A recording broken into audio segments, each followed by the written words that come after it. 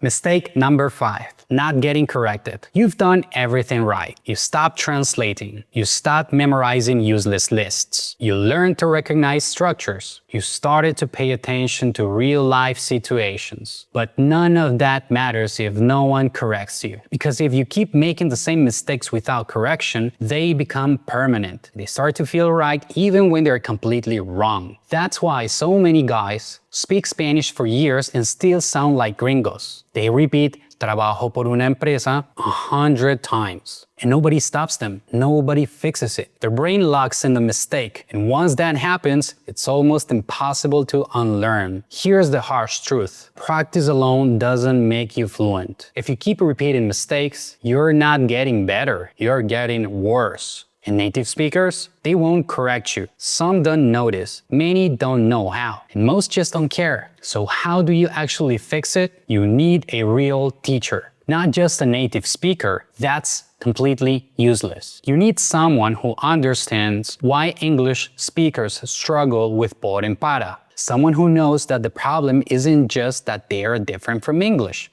but that your brain is wired to look for structures that don't exist in Spanish. And most importantly, you need a teacher that knows English better than you do. Because if they do not understand how you process English in your brain, they won't understand why you keep making the same mistakes in Spanish. That's the difference between a real Spanish teacher and someone who just happens to speak Spanish. If you are serious about getting fluent, stop guessing, stop practicing mistakes, and start working with someone who actually knows how to fix them. Because after all this, if you don't get real correction, you stay stuck.